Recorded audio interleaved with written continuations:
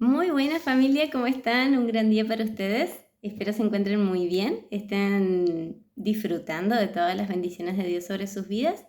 Y bueno, les cuento que estoy muy feliz de estar una vez más con ustedes y que preparé un video especial a través del cual espero que sean bendecidos, animados, fortalecidos y sus corazones sean recargados de fe, de una confiada expectativa del bien.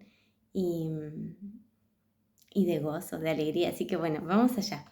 Recuerdan que en los últimos videos que hice para ustedes les conté que había estado preguntándole al Señor de qué manera se relacionan o qué relación hay entre el 23 y 24 del 9, que es la fecha que el Señor me dio, con el 23 y 24 del 11.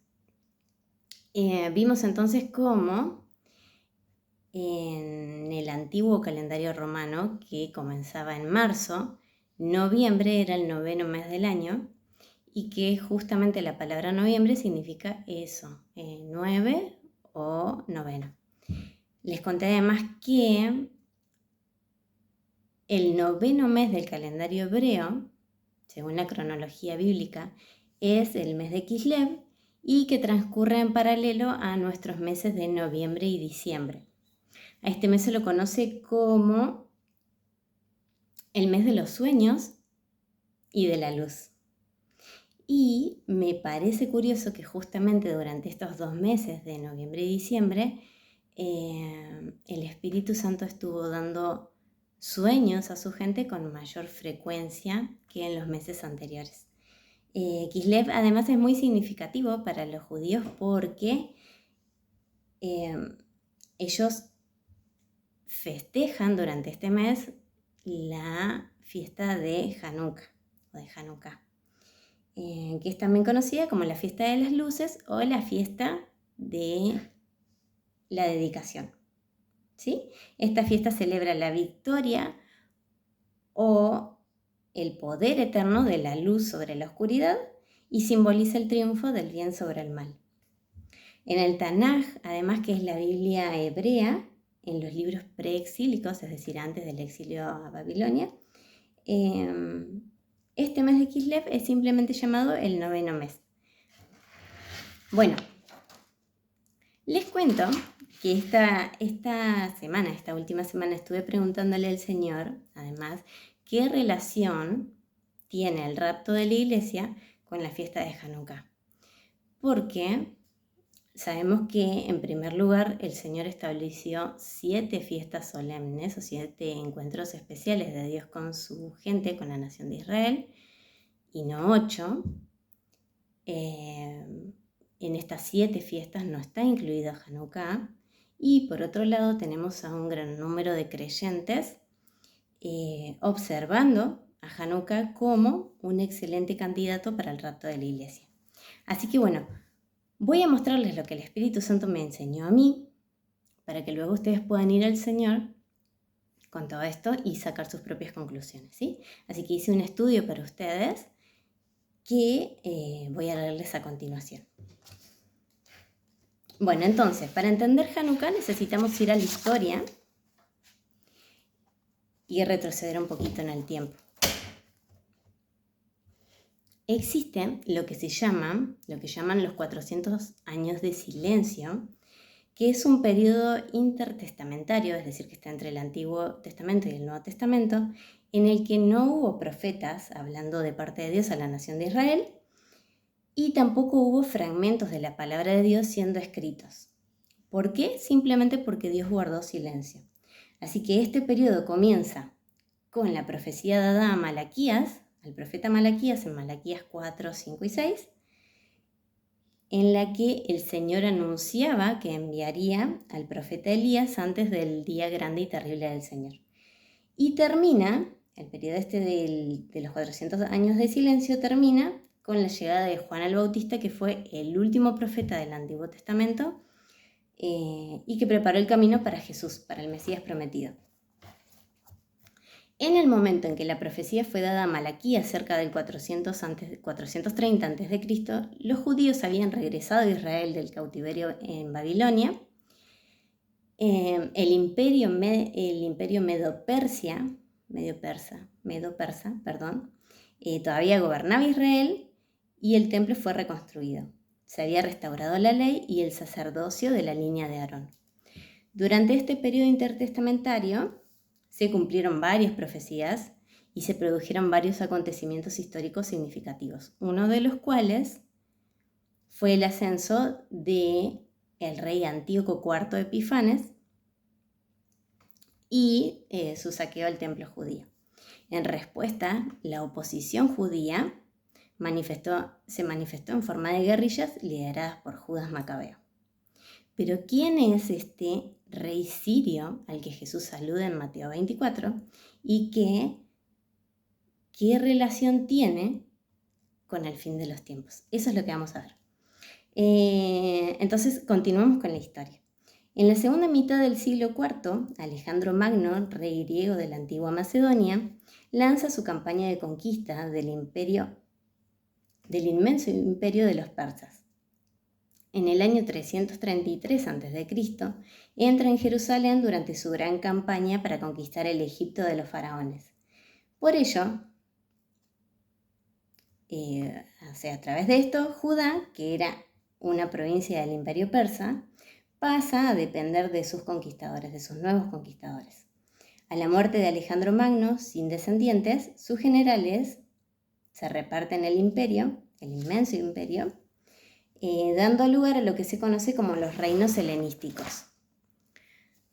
Los dos reinos helenísticos más importantes fueron la dinastía Seleucida, que se estableció en Siria con capital en Antioquía, y la dinastía Ptolomeica, que se estableció en Egipto con capital en Alejandría. En la propia Alejandría comenzó a existir una numerosa colonia judía que hizo del griego su propia lengua, hasta el punto de que Ptolomeo II hizo traducir la Biblia al griego. A esta traducción le llamaron la Septuaginta. En el reparto del reino de Alejandro Magno, la provincia de Judá fue asignada al reino helenístico de Egipto y gobernada desde Alejandría, con lo cual comenzó el proceso de helenización, a través del cual la lengua y la cultura griega fueron penetrando en todos los estratos de la población. En el año 200 a.C., tras la victoria de Antíoco III, todo el país de los judíos cambia de manos y pasa ahora a estar bajo el gobierno de Egipto y a ser gobernada desde Antioquía por los reyes seleucidas. Tras la muerte de Antíoco III, le sucede su hijo, Seleuco IV, se llamaba Seleuco IV Filopastor, quien poco tiempo después es asesinado y asume en su lugar su hermano, que es este rey Antíoco IV Epífanes. Antíoco IV Epífanes fue un rey griego de la dinastía Seleucida entonces, que gobernó Siria desde el 175 a.C. hasta el 164 a.C. también. Es famoso por casi conquistar Egipto y por su brutal persecución a los judíos, que precipitó más tarde la revuelta de los macabeos. Antíoco Epífanes era un rey malvado, despiadado, muy malo y caprichoso además. Su nombre en realidad era Antíoco IV, pero él toma para sí mismo el título de Epífanes, que significa el ilustre o Dios manifestado, haciéndose a sí mismo una especie de Dios. Bueno, durante esta época de la historia había dos facciones dentro del judaísmo. Estaban los helenistas, que habían aceptado las prácticas paganas y la cultura griega, y los tradicionalistas, que eran fieles a la ley de Moisés y a las tradiciones judías, a las costumbres judías. Antíoco no se conformó con helenizar a los judíos, sino que intentó imponer la cultura griega forzosamente con el objetivo de eliminar por completo todos los rastros de la cultura judía. Prohibió todas las prácticas judías, profanó el templo de Jerusalén, levantando un altar al dios griego Zeus, al que todos los judíos estaban obligados a adorar, y sacrificando cerdos en el altar. Además persiguió a los judíos tradicionalistas y esto fue lo que desató o lo que provocó la revuelta. Una familia sacerdotal judía liderada por Matatías y sus 3 hijos, Judas Macabeo, Jonatán y Simón, encabezaron la resistencia contra Antíoco IV para preservar el judaísmo frente a la opresión. Judas Macabeo lideró a los judíos. ¿Por qué? Porque su papá, durante el primer año del enfrentamiento, muere, así que toma su lugar el hijo mayor, Judas Macabeo. Así que este lidera a los judíos tras la muerte de su padre en una serie de victorias sobre las fuerzas militares de los sirio-griegos. Lograron reconquistar Jerusalén y rededicaron el templo, asegurando la libertad religiosa y una Judea casi independiente por algún tiempo. Antíoco Epífanes es una figura tiránica en la historia judía y también es un tipo o un anticipo del anticristo venidero, igualando su orgullo, sus acciones blasfemas y su odio hacia los judíos. Judas Macabeo ordenó que el templo fuera limpiado y se construyera un nuevo altar en lugar del contaminado. Luego de purificar el templo, lo rededicaron a Dios, estableciendo una celebración de 8 días a la que llamaron Fiesta de la Dedicación o Fiesta de Hanukkah. ¿Por qué? Porque Hanukkah significa justamente eso, dedicación. Esta fiesta comienza cada 25 de Kislev, debido a que fue ese el día en el que rededicaron el templo a Dios. Los 8 días fueron el resultado de sumar 7 días de la fiesta de Sukkot, más un día de la fiesta de Shemini Atzeret, puesto que durante esos casi 7 días, esos 7 años, de guerra, bajo los cuales estuvieron, los judíos no habían podido celebrar estas fiestas apropiadamente. Por otro lado, según el Talmud, se necesitaba aceite de oliva puro para encender la menorá del templo, que debía permanecer encendida toda la noche durante cada noche.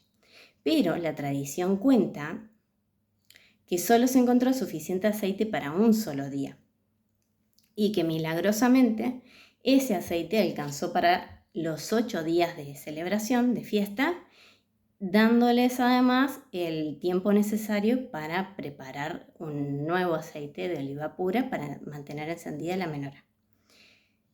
Así que bueno, llaman a esta fiesta de Hanukkah una Sukkot atrasada. ¿Sí? En el Evangelio de Juan 10:22 se menciona que Jesús asiste a una fiesta de la dedicación o de Hanukkah en Jerusalén, lo cual le otorga a esta fiesta una relevancia mayor aún. Y recordemos que el Evangelio de Juan es el Evangelio escrito a la novia. Entonces Juan 10:22 comienza diciendo: por esos días se celebraba en Jerusalén la fiesta de la dedicación. Era invierno y Jesús andaba en el templo. Y noten que menciona específicamente que era invierno. Bueno, y es acá donde Jesús hace su tan reconocida proclamación en el versículo 27 de Juan 10 y dice: mis ovejas oyen mi voz, yo las conozco y ellas me siguen. Yo les doy vida eterna y nunca perecerán, ni nadie podrá arrebatármelas de la mano. Mi Padre, que me las ha dado, es más grande que todos y de la mano del Padre nadie las puede arrebatar. El Padre y yo somos uno. Entonces, menciona específicamente que era invierno en Israel. Este 21 de diciembre tenemos lo que se conoce como el solsticio de verano para nosotros y para todo el hemisferio sur, y solsticio de invierno para Israel y todo el hemisferio norte, en donde van a presenciar el día más corto del año en cuanto a término, en cuanto a horas, a cantidad de horas de luz solar. ¿Sí? Este año además tiene la particularidad de que coincide con el 8º y último día de la fiesta de Hanukkah. Así que bueno, debido a esto, tenemos un gran número de creyentes observando particularmente este día, el 21 de diciembre, como un excelente candidato para que el rapto o el arrebatamiento de la iglesia tenga lugar. Tendríamos entonces, si así fuera, a los creyentes, es decir, a la luz del mundo, siendo quitada del mundo durante una fiesta de la luz en el día más oscuro del año. Bueno, por otro lado, me gustaría contarles, además, que tengo el orgullo y el honor de compartir con ustedes un sueño muy especial que el Señor les dio recientemente a una preciosa hermana en Cristo. Su nombre es Andrea Takimoto. Es de la provincia de Misiones, Argentina, y ella me permitió hacer público sus sueños, con el objetivo de bendecir, de animar y de edificar a la iglesia, además de ayudarles a estar listos, preparados para el evento más grande de los últimos 2000 años, que es nuestro encuentro cara a cara con nuestro gran Dios y Salvador. Así que bueno, este sueño de Andrea va acompañado de otros sueños que el Señor también le ha dado durante estos últimos 2 meses, y el Señor le pidió específicamente, puntualmente, que ella los compartiera con la iglesia. Así que bueno, por ese motivo ella me los compartió y me permitió contarles a ustedes. Bueno, los ordené cronológicamente solo a fines prácticos, ¿sí? Y voy a empezar con uno de los primeros que le dio hace 2 meses, y así sucesivamente hasta llegar al último, al más reciente. Entonces, bueno, sueño 1, en el sueño estaban Andrea y su esposo en un gran casamiento, todo era muy hermoso, y ella le decía a su esposo, debe ser un casamiento muy grande, un casamiento grande muy importante. Perdón, un casamiento de gente muy importante, por lo grande que era todo. Después sueño 2, en el sueño habían duraznos que tienen el significado de eternidad, y una voz que decía, falta la mitad. Sueño 3, Andrea y su esposo iban al cementerio donde se encuentran los cuerpos de su papá y sus abuelos, y estaban subiendo unas escaleras cuando comenzaron a ver tumbas abiertas. Casi todas las tumbas abiertas, así que ella se adelantaba para ver si su familia había resucitado.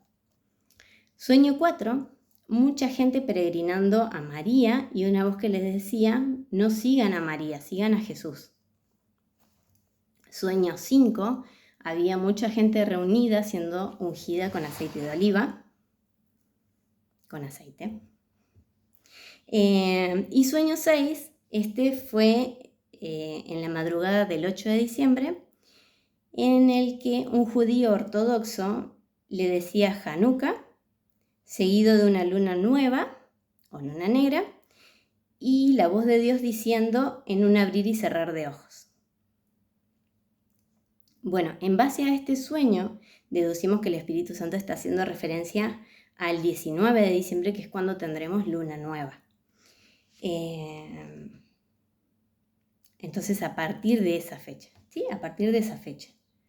Como nota al pie de página, como nota al margen, me gustaría contarles que, seguramente ya muchos deben saber, todos los eventos que hemos presenciado este año en torno a la luna, las lunas llenas, las lunas, bueno, todo lo que tiene que ver con los eventos en torno a la luna, no vuelven a repetirse hasta dentro de 18 años. Lo cual le otorga una relevancia mayor aún. Muy bien. Otro dato interesante que me hizo notar también Andrea y su esposo, es que el 21 de diciembre se cumplen desde que Israel fue declarado nación o se constituyó como nación el 14 de mayo de 1948, se cumplen 77 años, 7 meses y 7 días, cumpliendo así con el patrón de 7 de Dios. Entonces, bueno, sabiendo que los sueños y visiones son parte del idioma del Espíritu Santo, Cuando combinamos las profecías con la palabra escrita, con la historia, con las matemáticas, con la astronomía, descubrimos secretos que el Señor nos está revelando en estos últimos tiempos, en este último tiempo. Y recuerden que, de acuerdo a Proverbios 25:2, gloria de Dios es ocultar un asunto y gloria de los reyes es descubrirlo. ¿Y quiénes son esos reyes que menciona el versículo? Bueno, somos nosotros, los hijos de Dios, los justos por la fe. La Biblia dice que Jesús nos hizo reyes y sacerdotes para Dios. Entonces, Él es el rey de los reyes. Y por eso el versículo dice, gloria de Dios es ocultar un asunto y gloria de los reyes, descubrirlo. Bueno, otro aspecto muy significativo de Hanukkah es el que tiene que ver con la profecía, justamente. Recuerdan que habíamos estado viendo cómo en el Antiguo Testamento o en el Antiguo Pacto tenemos al Nuevo Pacto oculto y en el Nuevo Pacto al Antiguo Pacto revelado, siendo revelado. O por decirlo de alguna manera, todo el Antiguo Pacto es una sombra del Nuevo Pacto que fue revelado más tarde. Entonces, cientos de años antes de Hanukkah, en la profecía dada a Daniel, el profeta Daniel, en Daniel capítulo 8, se relatan todos los eventos históricos que desencadenaron la revuelta de los macabeos. Daniel 8 nos habla de un carnero con 2 cuernos que avanza poderoso hacia el occidente, norte y sur, representando al imperio medo-persa. Nos habla de un macho cabrío con un gran cuerno que avanza rápidamente y destroza al carnero, pero luego se quiebra su cuerno principal y está representando a Alejandro Magno y el imperio griego. Después nos habla de 4 cuernos, nos dice que de donde estaba ese cuerno principal que se quebró, surgen 4 cuernos más pequeños que representan a los 4 generales de Alejandro Magno en los que se dividió su imperio. Ellos fueron Ptolomeo, Casandro, Lisímaco y Seleuco.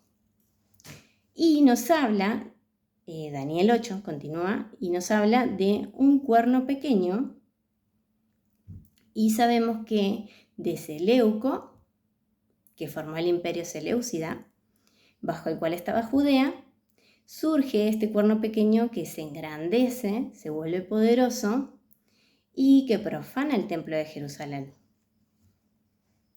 Daniel 8:14 menciona un periodo de más de 2300 días durante los cuales se profana el templo de Jerusalén suspendiendo el sacrificio diario.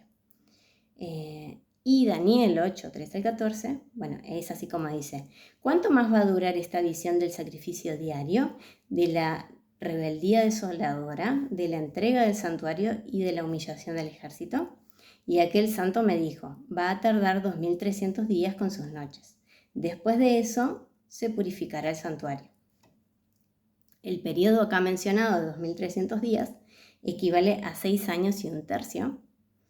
Y es exactamente el tiempo que transcurrió durante el reinado del rey seleucida Antíoco IV Epífanes, desde que éste profanó el templo de Jerusalén hasta su muerte.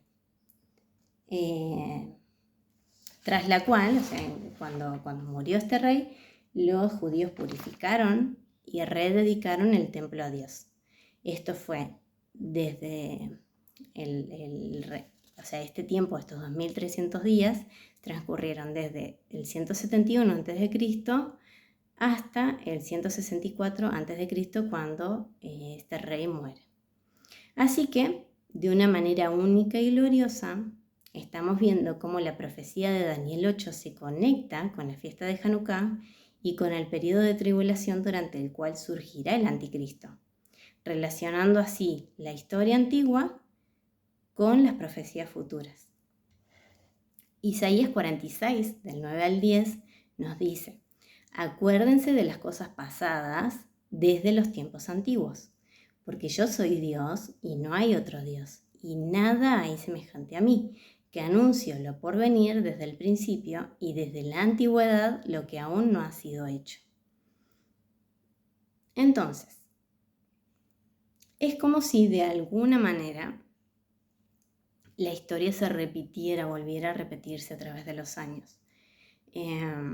Además, si tenemos en cuenta que en el nuevo pacto tenemos al antiguo pacto siendo revelado, esto convierte al antiguo pacto en una sombra de lo que ha de venir. Bueno, Hanukkah conmemora la purificación y la redención del templo tras la profanación por parte de este rey Antíoco IV Epífanes, quien se hizo a sí mismo un dios, quitó el sacrificio diario y persiguió a los judíos. Así que es un antecedente o una sombra del anticristo que ya está aquí, pero que va a ser manifestado una vez que la iglesia sea raptada. Bueno, todas estas cosas le otorgan a Hanukkah relevancia histórica y profética. De manera que, aunque no forma parte de las 7 fiestas que Dios estableció para la nación de Israel, cobra especial importancia para nosotros hoy, como lo fue también para nuestro Señor Jesús durante su ministerio en la tierra, quien asistió personalmente a la fiesta esta, a la fiesta de Hanukkah. Así que bueno, estamos observando esta fiesta de la dedicación, esta fiesta de las luces, esta fiesta de Hanukkah, especialmente entre el 21 y el 24 de diciembre. ¿Sí? Y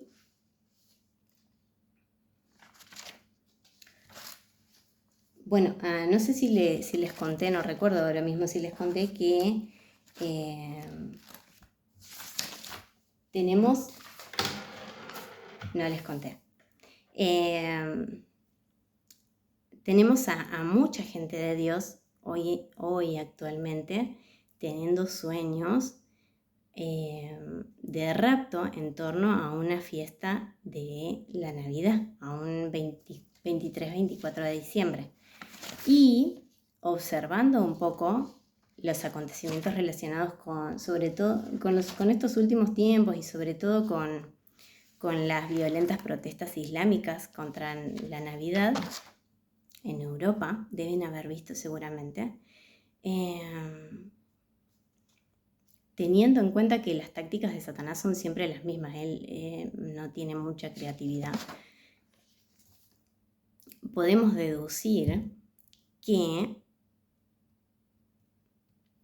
si Satanás está tan empeñado en atacar la Navidad y en presentarla como una festividad pagana, es porque el Señor está gestando algo detrás de escena en torno a la Navidad. Y miren, sabemos que Jesús no nació un 24 de diciembre, sino que nació un 1 de Tirshi, que, los eruditos bíblicos calculan que fue alrededor del 3 de octubre. Pero la Navidad es un tiempo muy hermoso por cuanto el mundo entero se detiene por un instante, se detiene por 2 días o por un día y recuerda que Dios se hizo hombre y se identificó con nosotros y caminó en esta tierra para salvarnos, que es el regalo especial de Dios al mundo. Entonces, es importante por eso, es hermoso celebrar la Navidad por eso, porque nos recuerda a Jesús, nos recuerda que Dios envió a su Hijo.